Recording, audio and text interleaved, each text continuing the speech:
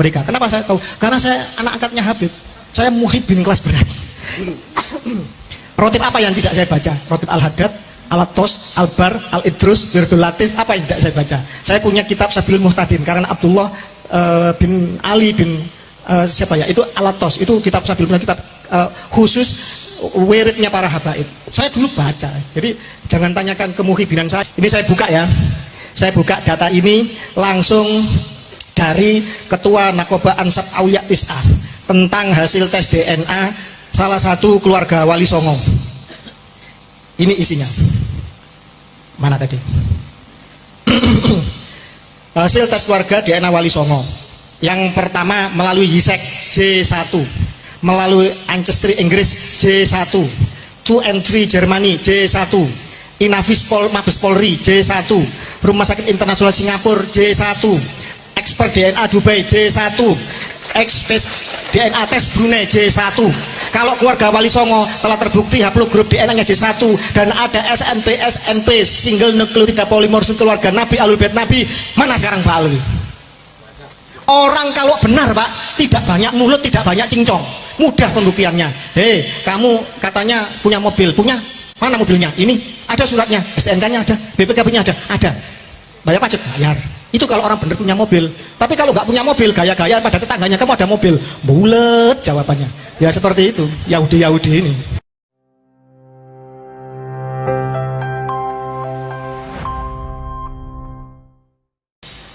Jadi sebenarnya jadi gini, banyak orang-orang mantan muhibbin yang awalnya belum bisa lepas jadi muhibbin karena tidak bisa membedakan ini antara keilmuan, antara kewalian sama nasab.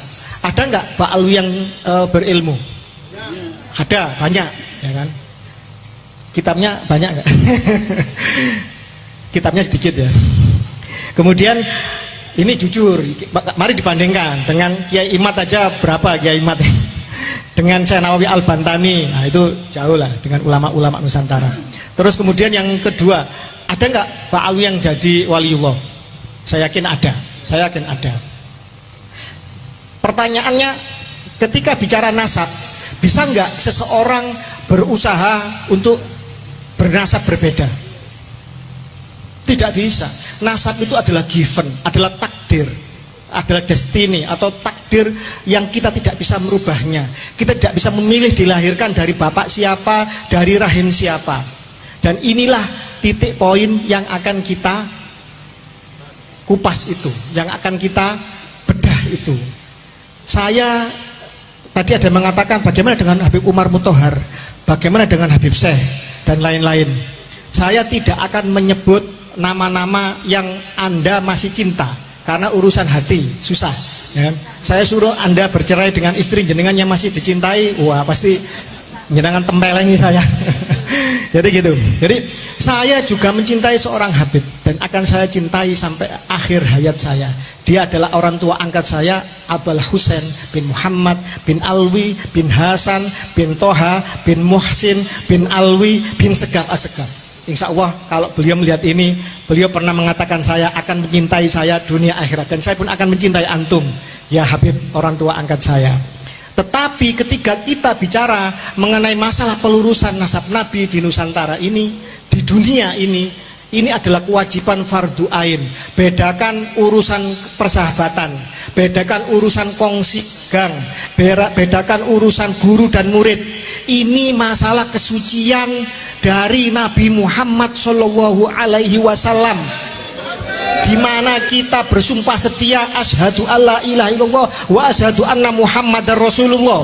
Kalau kita mencintai Allah, berarti kita harus melalui jalan itu. Dan kalau jalan itu sudah ternistakan, sudah terkotori, maka sampaikah kita kepada kesaksian asyhadu alla ilaha illallah itu. Jadi ini sebenarnya yang menjadi titik poin yang harus kita gubah. Tapi alhamdulillah, sebenarnya ini saya harus bertestimoni dan saya menggugah para habaib. Banyak sebenarnya dari mereka yang tidak mengkapitalisasi agama. Banyak dari mereka sebenarnya yang punya hati nurani, tetapi mereka ya apa ya, semacam bukan takut, bukan, intinya itu bukan mendiam. Ya solidaritas lah sesama bangsanya. Karena apa? Karena ya apa sih, kalau sudah terlalu dekat itu kan, apalagi kerabat, ini menegurnya kan menegur dengan cara persuasif. Para habaib itu punya larangan, dilarang berantem di depan pribumi. Mereka kalau berantem di antara mereka. Kenapa saya tahu? Karena saya anak angkatnya Habib. Saya muhibbin kelas berat. Rotib apa yang tidak saya baca? Rotib Al-Haddad, Al-Attos, Al-Bar, Al-Idrus, Wirdul Latif, apa yang tidak saya baca? Saya punya kitab Sabilul Muhtadin karena Abdullah bin Ali bin siapa ya? Itu Al-Attos, itu kitab Sabilul Muhtadin, kitab khusus wiridnya para habaib. Saya dulu baca. Jadi jangan tanyakan kemuhibinan saya. Saya kemana-mana tidur, bareng, kemudian bepergian, luar biasa pokoknya. Jadi itu. Jadi, tetapi ketika bicara masalah ini, kita harus objektif, kita harus menempatkan Allah dan Rasulnya di atas segala-galanya. Tetapi alhamdulillah, sebenarnya motivasi saya ini tadi kan ditanyakan sama beliau, belum saya jawab. Apa motivasi saya di dalam hal ini? Alhamdulillah orang tua angkat saya, ini testimoni ya, kan direkam ya. Orang tua angkat saya seorang habib yang baik, seorang yang ahli ibadah, ahli riyadhah. Beliau pernah berkata kepada saya ketika saya minta izin, karena setelah ayah saya meninggal, ibu saya menitipkan sama beliau untuk diasuh sama beliau, untuk didik sama beliau. Kebetulan habib yang baik gitu loh, bukan yang merampas istrinya orang. Jadi beliau mengatakan bahwa beliau mengizinkan saya untuk membantu keluarga Wali Songo untuk aktif di dalam urusan ini. Beliau mengatakan 3 hal. Yang pertama, ente bakal tahu siapa nasabnya Wali Songo. Alhamdulillah. Sekarang Sayyid Syarif Maulana Nur Fadil Al-Bantani sudah terisbat sebagai keturunan Sunan Gunung Jati melalui Al-Bukhari, Al-Musawi, Al-Husaini. Sunan Giri sudah terisbat nasabnya dari beberapa nakoba termasuk Maroko. Dan ini akan menyusul seluruh keluarga Wali Songo, derajat ampel semuanya. Dan ada yang membuli Wali Songo haplogropnya O. Kata siapa? Ini saya buka ya. Saya buka data ini langsung dari Ketua Nakoba Ansab Aulia Tis'ah tentang hasil tes DNA salah satu keluarga Wali Songo. Ini isinya. Mana tadi?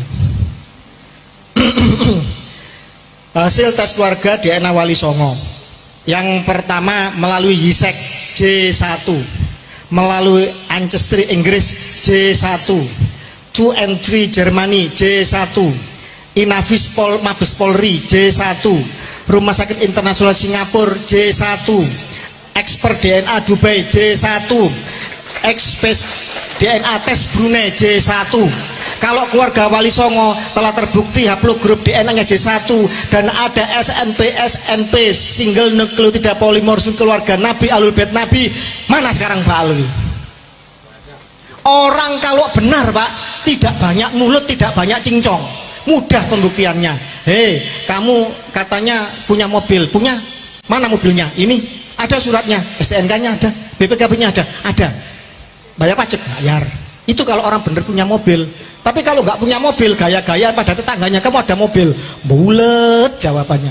Ya seperti itu, Yahudi ini. Wali Songo, ada nasabmu, ada catatannya, manuskripnya ada. Kamu berani isbat, berani, lolos, DNA, lolos. Ini Pak, orang yang benar. Perjuangan ini bukan untuk rebutan nasab jadi keluarga cucu Nabi, tidak. Kalau perlu tidak ada yang jadi cucu Nabi di Nusantara ini. Kalau perlu tidak ada yang terbukti jadi cucu Nabi. Kalau itu nanti hanya melahirkan perbudakan, melahirkan rasisme, melahirkan arogansi nasab, melahirkan kapitalisasi dan perbudakan spiritual. Tidak perlu dan tidak penting cucunya siapapun. Ini kan karena keluarga Wali Songo dihina 200 tahun. Keluarga Wali Songo dibelokkan nasabnya ke Yaman. Menurut kitab namanya Samsud Dohiro, karangan Abdullah Al-Masyhur ya, Abdurrahman Al-Masyhur, yang ditahqiq oleh dia sahab. Menurut Van den Berg, jelas tertulis di situ kok. menurut Van den Berg. Katanya Wali Songo ke Yaman. Katanya Profesor Dr. Agus Sunyoto di dalam Atlas Wali Songo itu adalah apa? Spekulatif. Jelas kata-katanya. Nasab rakitan spekulatif. Jelas kata-katanya spekulatif. Beliau seorang pakar sejarah, meneliti manuskrip ke luar negeri, ke Leiden, ke Belanda, ke lain-lain. Beliau memahami tentang apa namanya tes karbon dan lain-lain. Spekulatif nasab Wali Songo yang ke Yaman itu. Tetapi hasil dari isbat internasional jelas kok keluarga Wali Songo diakui oleh nakoba-nakoba dunia.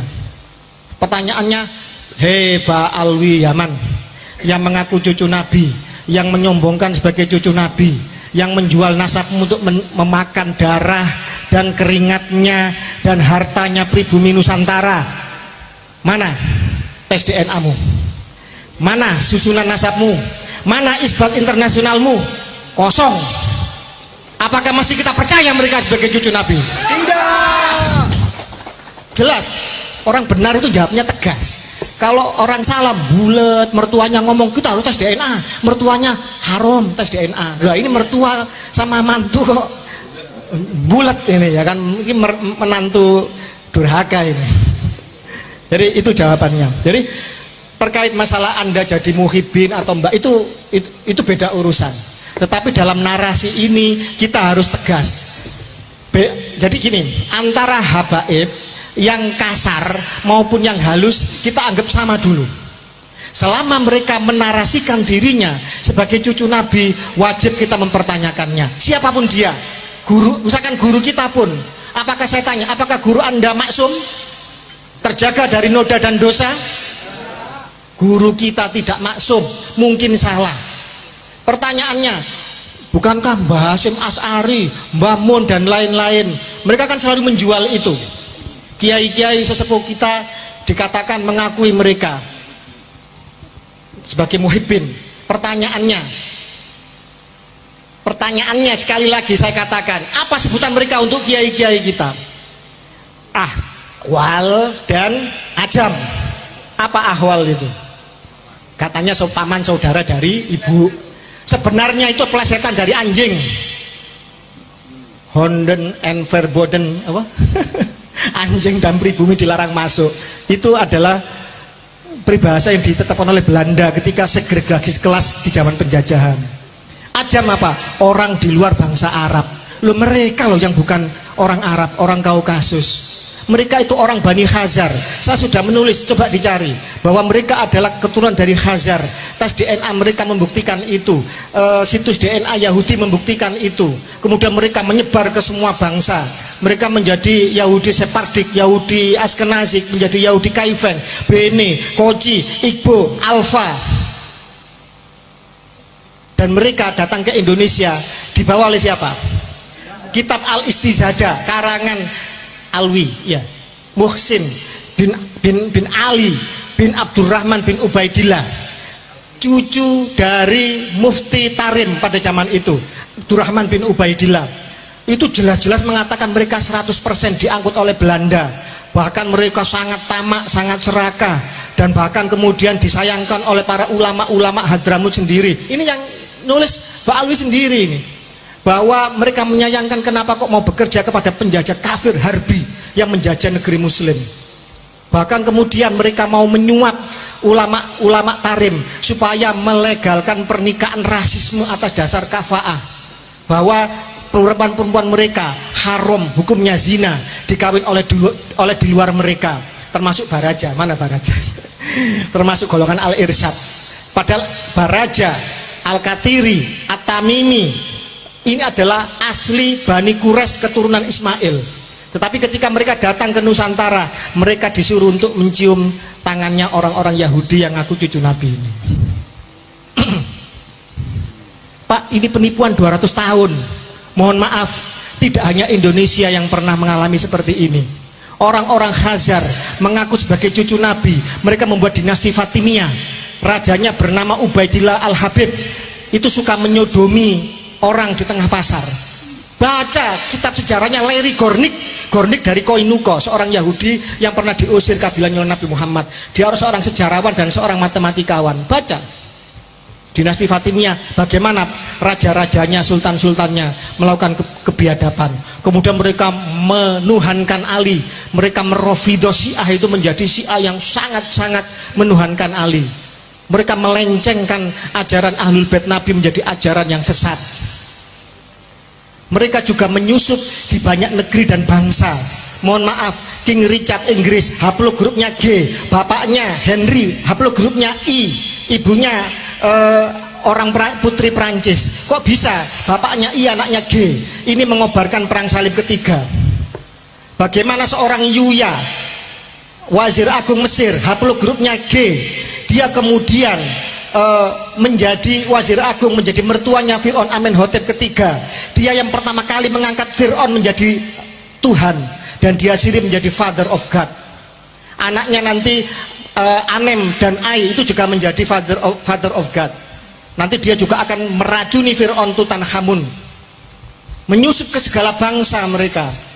Bagaimana Stalin juga menyusup untuk melakukan pemberontakan revolusi Bolshevik 1917 di Rusia, meruntuhkan 3 abad kekuasaan dinasti Tsar Rusia Romanov yang dibantai oleh mereka. Dia kemudian membuat kelaparan, 7 juta orang mati. Dia membantai pemimpin Lenin dan seterusnya, sesama komunis, kalau nggak salah 11 juta orang. Dia mengobarkan perang dunia kedua, 70 juta orang mati.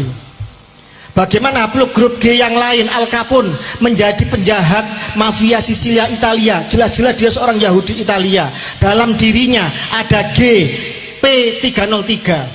P303 ini, kode ini juga ada di dalam Ba'alwi Yaman. Yang bicara ilmu pengetahuan, Pak, bukan saya yang bicara, ahli genetik. Bagaimana ikonoklasme di dalam Bizantium atau Romawi Timur, ikonoklasme ini menghancurkan ikon-ikon Kristen Ortodok di zaman itu. Ketika kemudian raja, sebentar, banyak yang ditulis jadi lupa. Dimana ketika Raja Leo ketiga bersahabat dengan Hagan Bihar, seorang raja bangsa Khazar, haplogrup G. Kemudian dia punya anak Konstantinus V, dinikahkan dengan Siksak atau Iren, anaknya Kagan Bahar itu, raja raja Khazar itu. Kemudian akhirnya punya anak Leo keempat, Leo ketiga, Konstantinus kelima, dan Leo keempat. Ini menghancurkan simbol-simbol agama Kristen Ortodok, sehingga sampai hari ini Kristen Ortodok yang banyak di Rusia begitu bencinya kepada orang-orang Khazar yang ada di Israel. Jangan salah kalau Rusia hingga saat ini mereka tidak akan pernah setuju dengan gerakan Zionis Israel karena dendam sejarah di masa silam. Bagaimana pada zaman itu Iren atau Siksak ini yang jadi permaisuri Konstantinus kelima, dia membuat pakaian Khazar menjadi populer di negara Bizantium atau Romawi Timur, yaitu memakai kerudung dan baju kayak rok gitu loh. Ya kayak Habib itulah. Pakaian secara tidak sadar itu akan membuat kita terkooptasi. Kita terkooptasi secara budaya, maka akal pikiran kita, kesadaran kita juga akan terkooptasi. Jadi jenengan harus bangga pakai blangkon, harus bangga pakai sarung, harus bangga pakai baju surjan, harus bangga dengan lambang wayang yang ada di yang ada di rumah-rumah Anda.